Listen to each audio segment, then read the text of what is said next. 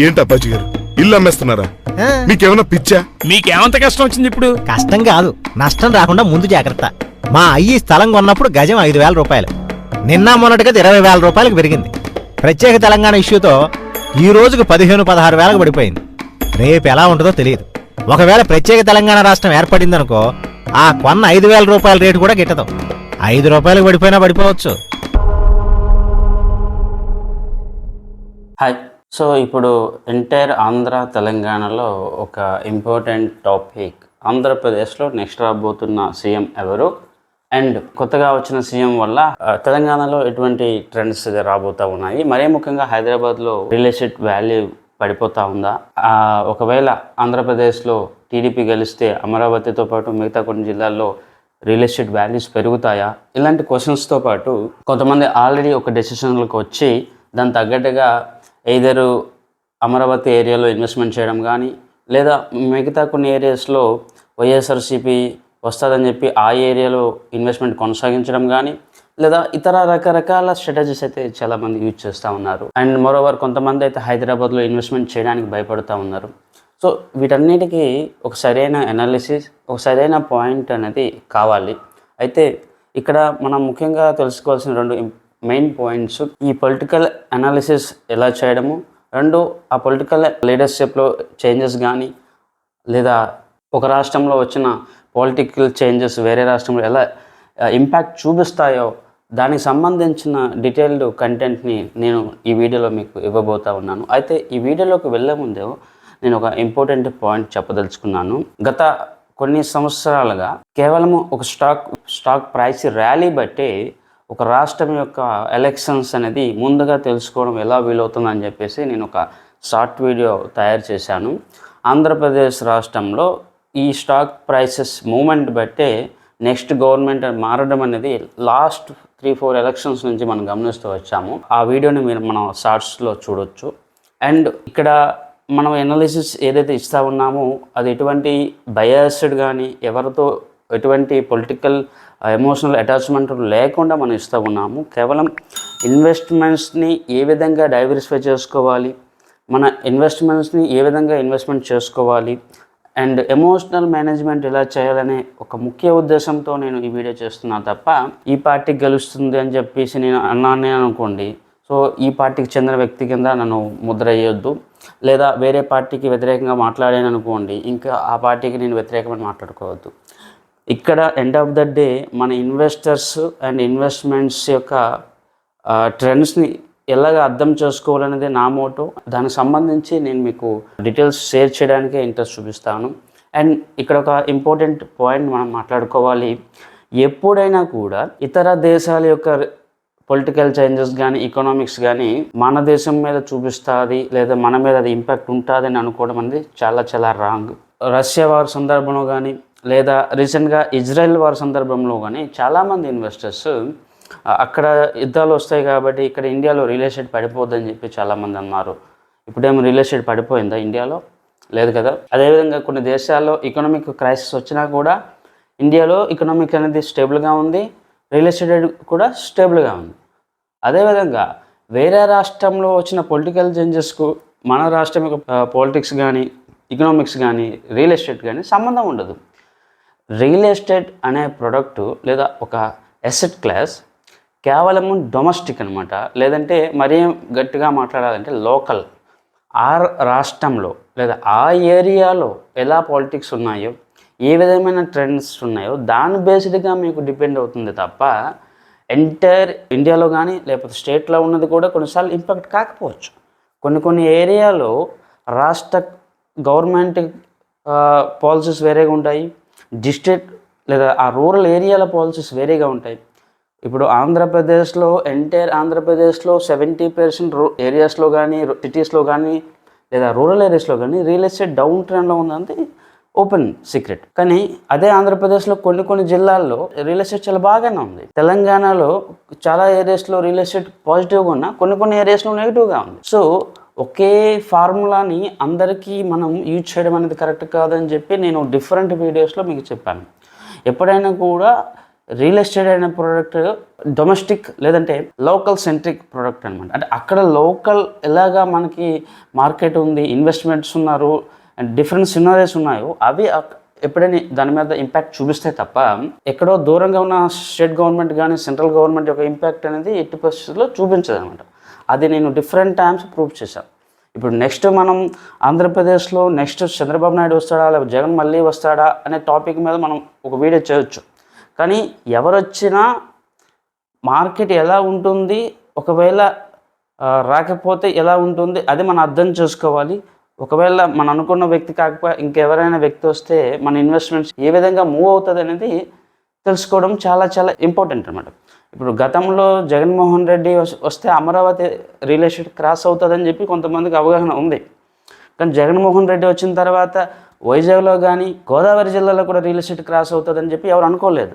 So ఇలా మనం analysis చేయడం అనేది డిఫరెంట్ సినారియో బేసిస్గా ఉంటుంది తప్ప ఒకే ఫార్ములాని మనం యూజ్ చేయడం అనేది అంత ఈజీ కాదు. అంతేకాకుండా మనం అనాలిసిస్ చేసేటప్పుడు మన అనాలిసిస్ అనేది ఎప్పుడు కూడా 50% సక్సెస్ రేట్తో ఉంటుంది తప్ప 100% సక్సెస్ రేట్తో ఉండదు.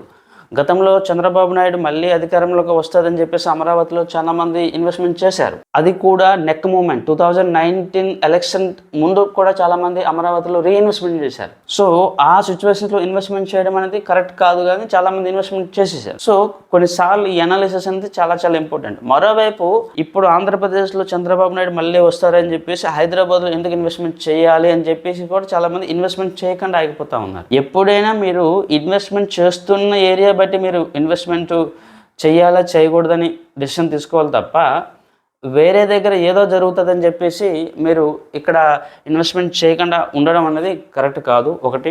రెండవది వచ్చేసి ఎప్పుడైనా కూడా నేను ఒక సింపుల్ ఫార్ములా చెప్తాను. ఇన్వెస్ట్మెంట్ చేయడానికి స్ట్రాటజీస్ కావాలి కానీ ఇన్వెస్ట్మెంట్ చేయకుండా ఉండడానికి స్ట్రాటజీస్ అక్కర్లేదు. ఎందుకంటే ఇప్పుడు చాలామంది వాళ్ళ ఇన్వెస్ట్మెంట్స్ డిలే చేస్తూ వచ్చారు. ఇప్పుడు మార్కెట్లో వాల్యూస్ ఇంకెక్కడికో వెళ్ళిపోయాయి. సో ఇన్వెస్ట్మెంట్ చేయాలి అంటే మీకు స్ట్రాటజీ కావాలి, ఇన్వెస్ట్మెంట్ చేయకూడదు అంటే స్ట్రాటజీస్ ఏమీ అక్కర్లేదు. అది మీరైతే గుర్తుపెట్టుకోవాలి. ఎందుకంటే 2020 నుంచి నేను చాలామంది చెప్పాను రేట్లు బాగా పెరుగుతాయి, ఇది కరెక్ట్ టైం ఇన్వెస్ట్మెంట్ చేసుకోండి అని చెప్పి. కానీ అప్పుడు చాలామంది మళ్ళీ రెసెషన్ వస్తుంది, మళ్ళీ కోవిడ్ మళ్ళీ ఎక్కువ అవుతుంది, ఇలాంటి భయాలతోని ఆ లాస్ట్ 3 years స్పెండ్ చేశారు. 2023కి పీక్ ప్రైసెస్లో ఉన్నప్పుడు చాలామంది పరిగెట్టి మరీ ఇన్వెస్ట్మెంట్ చేసేస్తున్నారు. సో అది కరెక్ట్ కాదనమాట. నేను ఎప్పుడు కూడా ప్రైస్ వాల్యుయేషన్స్ని నెక్స్ట్ 3 years ఎలా ఉంటే ర్యాలీని అర్థం చేసుకుని ఇన్వెస్ట్మెంట్ చేయమని చెప్తాను తప్ప ఇప్పుడు అందరూ ఏం చేస్తున్నారు, అందరూ ఇన్వెస్ట్మెంట్ చేస్తే మనము ఇన్వెస్ట్మెంట్ చేస్తాం, అందరూ ఆపేస్తే మనం ఆపేద్దాం, ఇట్లాంటి మైండ్ సెట్లో చాలామంది డెసిషన్ తీసుకుంటున్నారు అనమాట. దాన్ని నేను యాక్సెప్ట్ చేయలేను. ఎప్పుడైనా కూడా నెక్స్ట్ 3 yearsలో ఎలా మార్కెట్ ఉండబోతుందని మనం స్టడీ చేసి దాని ప్రకారం మనం డెసిషన్ తీసుకోవాలి. అందరూ డెసిషన్ తీసుకుంటున్నారు లేకపోతే అందరూ ఆగారు నేను ఆగుతాను అనేది కరెక్ట్ కాదు. వాళ్ళు గుంపులో గోవిందలాగా మీరు ఎప్పుడు కూడా వెల్త్ క్రియేట్ చేయలేక ఉండిపోతారు. ఇప్పుడు ఇల్లు అమ్మే ఉద్దేశం లేదయ్యా, తర్వాత చూద్దాంలే. చేతికొచ్చిన మహాలక్ష్మిని కాదనకూడదు సార్. ఇంత క్యాష్ పార్టీ రోజు మీ దగ్గరికి రమ్మన్నా రాదు. నువ్వు అన్నట్టు రేట్ ఇంకా పడిపోతే నీకే కదా బెనిఫిట్, అప్పుడు నీకే అమ్ముతానులే. ప్రస్తుతానికి నా నిర్ణయం మారదు. సరే, మీరట్లా డిసైడ్ చేస్తే నేను చెప్పేదేముందండి. అదే ఇప్పుడు ఆంధ్రప్రదేశ్లో జగన్ లేదా చంద్రబాబు నాయుడు ఎవరు వచ్చినా కూడా ఆంధ్రప్రదేశ్లో రియల్ ఎస్టేట్ ఏం జరుగుతుంది ఒక టాపిక్, అక్కడ ఎవరు వచ్చినా కూడా దాని ఇంపాక్ట్ తెలంగాణలో ఏముంటుంది ఇంకొక టాపిక్. ఫస్ట్ టాపిక్లో 2 సినారీస్ ఉన్నాయి. ఒకవేళ చంద్రబాబు నాయుడు అధికారంలోకి వస్తే ఆంధ్రప్రదేశ్లో మీకు అమరావతి గోదావరి జిల్లాలు మళ్ళీ పాజిటివ్ వైపు మూవ్ అవుతుంది, దాంట్లో ఎటువంటి సందేహం లేదు.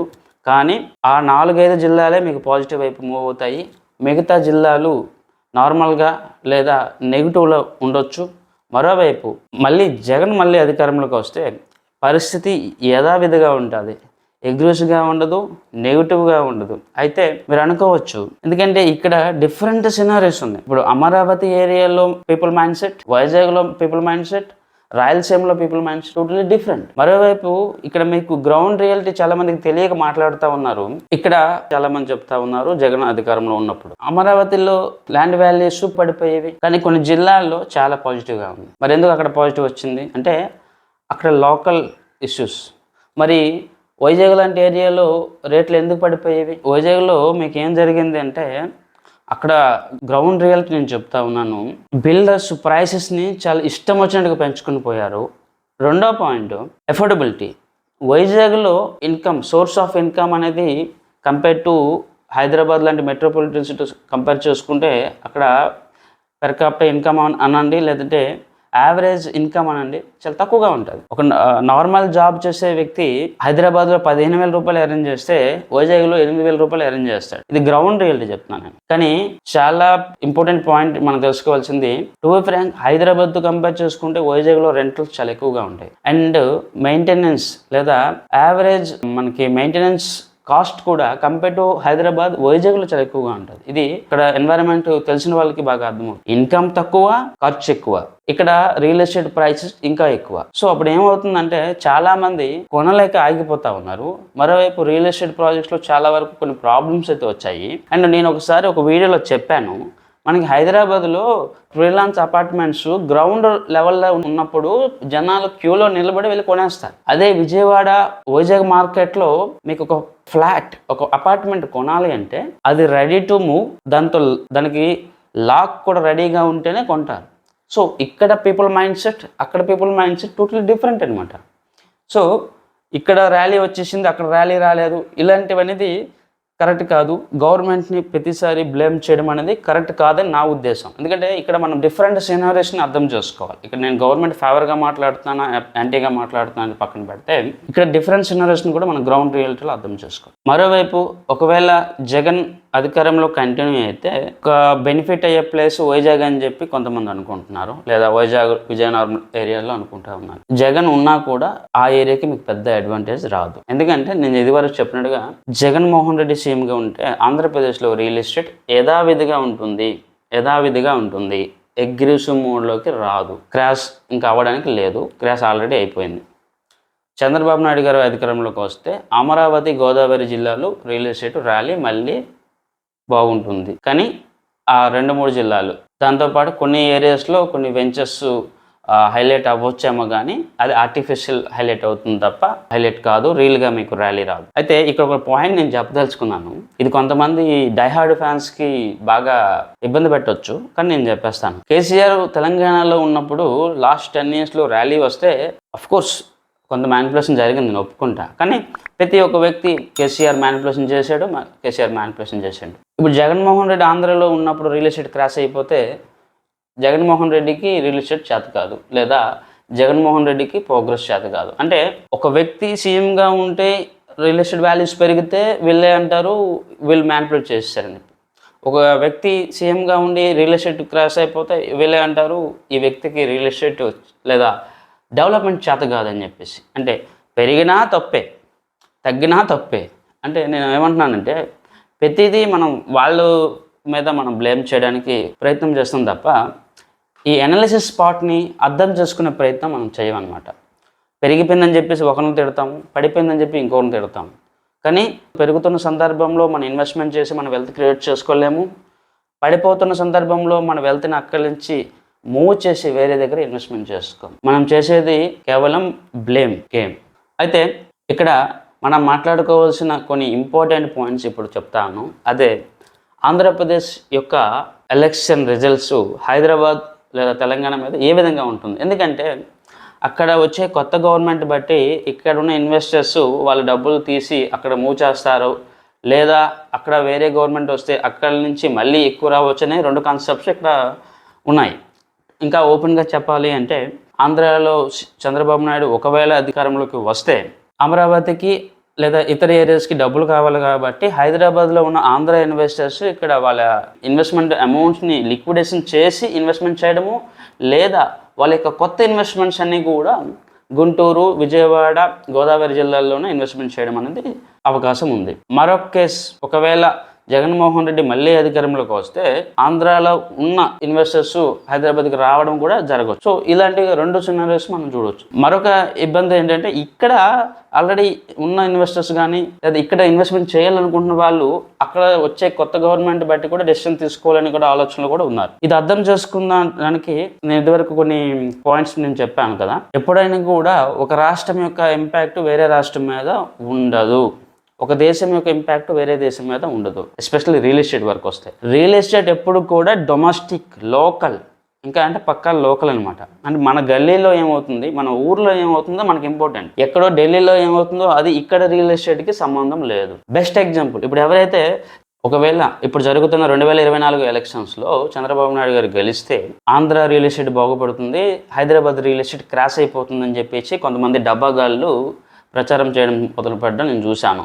వాళ్ళు అమరావతి బినామీ లేకపోతే టీడీపీ బినామో లేకపోతే ఇంకో పార్టీ బినామో అయ్యి ఉండొచ్చు. ఎందుకంటే ఇలాంటి పనికిమాల స్టేట్మెంట్లు ఇవ్వకూడదు. ఒక రాష్ట్రంలో ఒక గవర్నమెంట్ వస్తుందని చెప్పేసి ఇంకో రాష్ట్రంలో రియల్ ఎస్టేట్ పడిపోదని చెప్పేసి ఒక పనికిమాల స్టేట్మెంట్ ఇవ్వకూడదు. వీళ్ళు తెలుసుకోవాల్సిన ఒక ముఖ్యమైన పాయింట్, 2014 అసెంబ్లీ ఎలక్షన్స్లో ఆంధ్రప్రదేశ్లో చంద్రబాబు నాయుడు గెలిస్తే ఇక్కడ కేసీఆర్ గెలిచారు. అప్పుడు ఏమన్నారు, చంద్రబాబు నాయుడు గెలిచాడు కాబట్టి ఆంధ్ర వాళ్ళ ఇన్వెస్ట్మెంట్స్ తీసేస్తారు, లేదా హైదరాబాద్లో రియల్ ఎస్టేట్ పడిపోద్దని చెప్పి చాలా మంది ప్రచారం చేశారు. అది చాలా కీ టాపిక్ అనమాట. దానికి కేసీఆర్ చాలాసార్లు స్టేట్మెంట్లు మెన్షన్ చేయడం కూడా జరిగింది. 2014 నుంచి చూస్తే Telangana real estate entire Telangana, ఒక పర్టికులర్గా ఒక హైదరాబాద్ కేంద్రం కాకుండా ఎంటైర్ తెలంగాణలో రియల్ ఎస్టేట్ 5 times 10 times కూడా పెరిగింది. మరి ఇప్పుడు చెప్పండి, చంద్రబాబు నాయుడు మళ్ళీ ఇప్పుడు అధికారంలో వస్తే ఆంధ్ర రియల్ ఎస్టేట్ బట్టి తెలంగాణ రియల్ ఎస్టేట్ పడిపోతుందా? అంటే ఒక రాష్ట్రం యొక్క లీడర్షిప్ బట్టి వేరే స్టేట్ యొక్క రియల్ ఎస్టేట్ని డిసైడ్ చేయడం అనేది రాంగ్ అని చెప్పి అర్థమవుతా ఉంది. అండ్ మరీ ముఖ్యంగా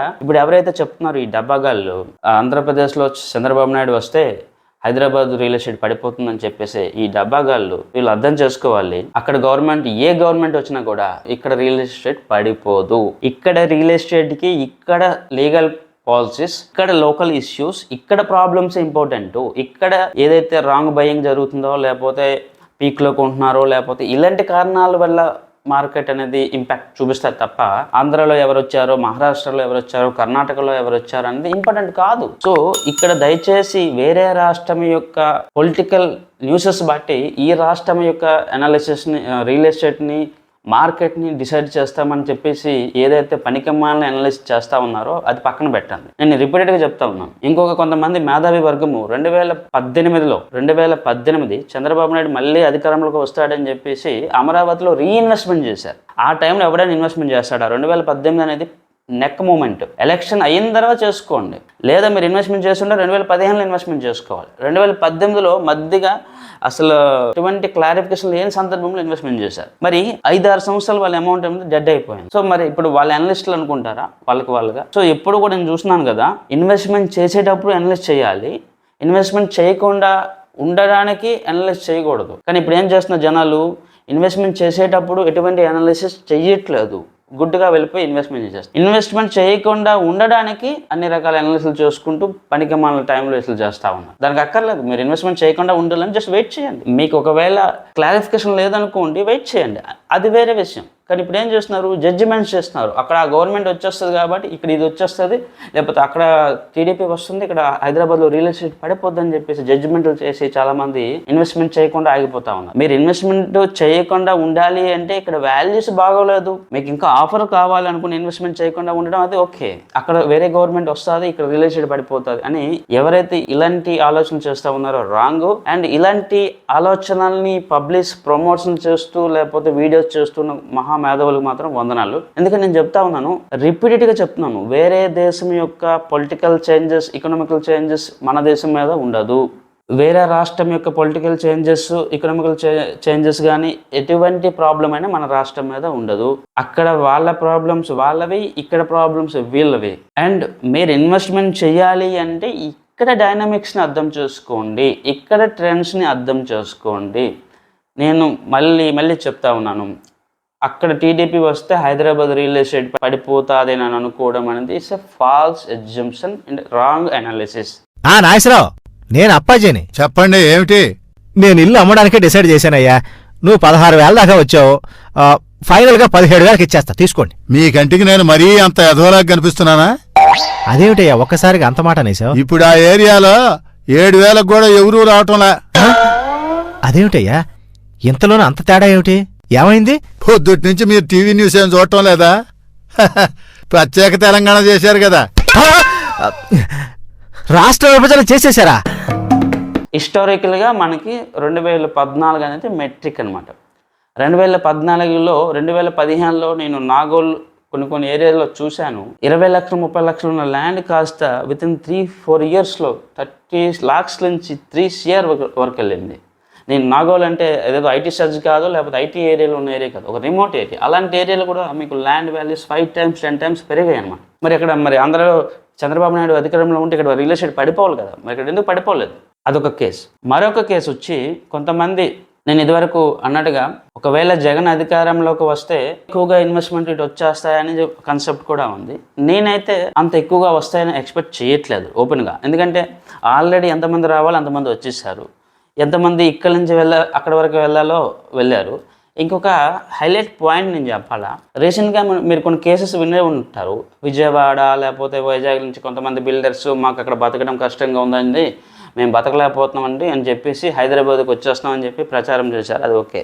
ఇక్కడ మీరు ఒక ఓపెన్ సీక్రెట్ తెలుసుకోవాలి. ఇక్కడ హైదరాబాద్లో ఎవరైతే ఆపరేట్ చేస్తూ ఉన్నారో, బిజినెస్ బాగా సక్సెస్ అవుతూ ఉన్నారో, వీళ్ళు వెళ్ళి ఆంధ్రప్రదేశ్లో రియల్ ఎస్టేట్ వెంచర్స్ స్టార్ట్ చేస్తూ ఉన్నారు. మాకు తెలిసిన ఒక కంపెనీ కూడా ఇక్కడ హైదరాబాద్ నుంచి ఆంధ్రప్రదేశ్ వెళ్ళి రియల్ ఎస్టేట్ ప్రాజెక్ట్ ప్లాన్ చేస్తాం. సో ఒకటే, ఒక రాష్ట్రాన్ని బట్టి ఇంకొక రాష్ట్రాన్ని, లేకపోతే ఒక పొలిటికల్ పార్టీ బట్టి వేరే రాష్ట్రం యొక్క పొలిటికల్ చేంజెస్ని కానీ లేకపోతే రియల్ ఎస్టేట్ ట్రెండ్స్ని కానీ మనం డిసైడ్ చేయలేము. Different people different opinion.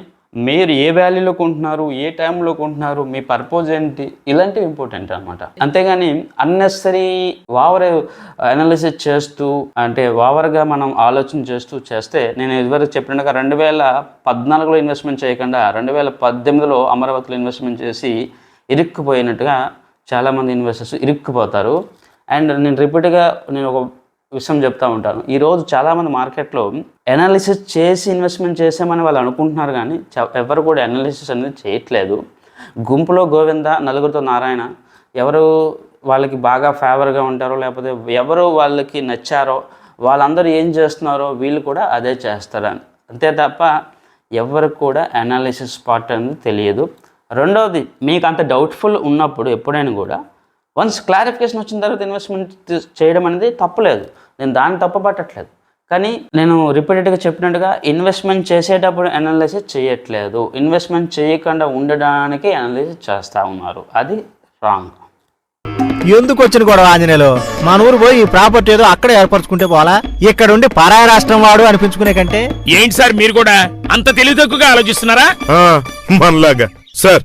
కావాలంటే మీరే చూడండి, ఇవాళ గజానికి 15,000 ఇస్తానంటున్నాడు, రేపు అదే గజానికి 30,000 ఇస్తానంటూ ముందుకొస్తాడు.